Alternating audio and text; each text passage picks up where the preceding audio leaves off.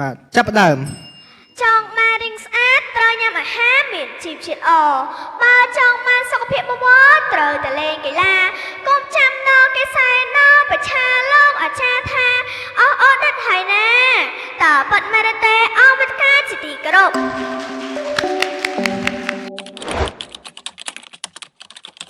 ជាបឋមនេះខ្ញុំសូមគោរពជម្រាបសួរដល់អ្នកប្តីជាទីគោរពដល់ខ្ពស់ខ្ពស់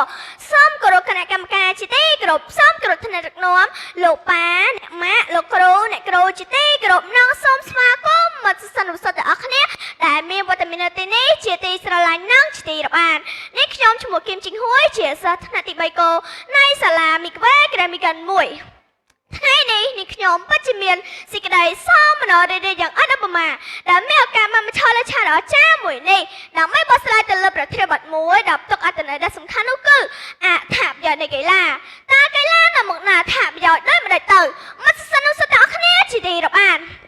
ដើម្បីឱកាសបកស្រាយបានល្អនឹងឲ្យឆាប់ងាយយល់នោះអនុញ្ញាតរុននេះខ្ញុំបញ្យល់នៅពីកលឹះចំនួន2ជាមុនសិនពាក្យថាប្រយោជន៍ផ្នែកវិជ្ជាមានន័យថាផលដែលទទួលបានរីឯពាក្យកីឡាផ្នែកវិជ្ជាមានន័យថាការលេងល្បែងកីឡាផ្សេងៗដូចជាបាល់ទះបាល់ទាត់និងរត់ប្រណាំងជាដើមនេះបើយោងទៅតាមវចនានុក្រមសម្ដេចព្រះសង្ឃគ្រីស្ទជូណាតដូច្នេះគំនិតប្រធានបទនេះចង់សង្កត់នៅលើការលេងល្បែងកីឡាផ្សេងៗគឺរមែងនៅផលល្អជាផ្លាកការនិងជាប្រយោជន៍ដល់មនុស្សគ្រប់គ្នាអបប្រទេសទាំងមូលជាទីគោរពប៉ុន្តែការលេងកីឡាជាកត្តាដ៏ចម្បងមួយនៃការលូតលាស់របស់រាងកាយនិងធ្វើឲ្យយើងមានសុខភាពមាំមួនមានស្មារតីនិងមានប្រាជ្ញាជ្រាលវៃជាកិច្ចបន្ទាប់នេះខ្ញុំសូមអនុញ្ញាតលោកនេះខ្ញុំលើកយកអត្ថប្រយោជន៍សំខាន់ចំនួន3មកធ្វើការបកស្រាយជូនដល់អង្គពិធីទាំងមូលឲ្យបានយល់ដឹងដល់តួទៅ1កីឡានៅមុខនៅសុខភាពល្អមានន័យថាការលេងកីឡាធ្វើជួយឲ្យយើងទទួលបានសុខភាពមាំមួនមានរាងកាយជាឆ្ងាយពីបញ្ហាលើគីឡូនៅពេលហាត់ប្រាណនិងបញ្ចេញសារធាតុគីមីម្យ៉ាងឈ្មោះ endorphin អរម៉ូនរីករាយនឹងជួយកាត់បន្ថយភាព stress ភាពតានប្រមល់និងជំងឺបាក់ទឹកចិត្តនិងធ្វើឲ្យយើងគេងលក់ស្រួលជាងមុន2កីឡានៅមកនៅមិត្តភាពកីឡាមិនមែនបង្កើតឡើងដើម្បីស្វែងរកអ្នកចាញ់ឬអ្នកឈ្នះនឹងការសងសឹកនោះទេប៉ុន្តែវាគឺជាភាសាលុបបំបាត់ការរ៉ាពូជសាសន៍និងបណ្ដុះក្តីស្រឡាញ់និងយោគយល់ចំពោះគ្នាតួយ៉ាងប្រទេសកម្ពុជាយើងបន្ទាប់ពីការរងចាំអស់រយៈពេល64ឆ្នាំក៏បានទូសិទ្ធធ្វើជាម្ចាស់ផ្ទះនិងរៀបចំព្រឹត្តិការណ៍កីឡាស៊ីហ្គេមជាប្រវត្តិសាស្ត្រលើកទី32ក្នុងឆ្នាំ2023